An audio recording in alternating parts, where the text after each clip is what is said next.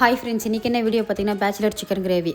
அதுக்கு தேவையான பொருள் பார்த்திங்கன்னா புதினா, கொத்தமல்லி, 2 வெங்காயம், இஞ்சி பூண்டு பேஸ்ட், காஷ்மீரி மிளகாய் தூள், தனியாத்தூள், கொஞ்சம் உப்பு.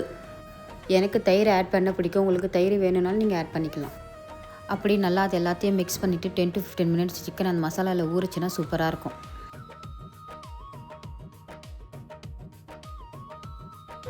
ஊறினதுக்கப்புறம் கடாயில் பார்த்திங்கன்னா கொஞ்சம் பட்டர் போட்டிங்கன்னா சிக்கன் நல்லா சாஃப்டாகவே வரும். தண்ணி எதுவும் ஊற்ற வேண்டாம், சிக்கனில் இருக்கிற வாட்டரே போதும்.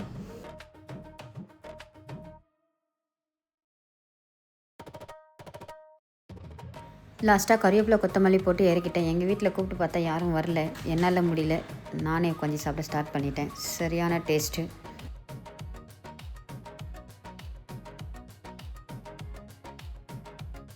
இதோட இந்த வீடியோ முடியுது. நெக்ஸ்ட் வீடியோவில் பார்க்கலாம். பாய்.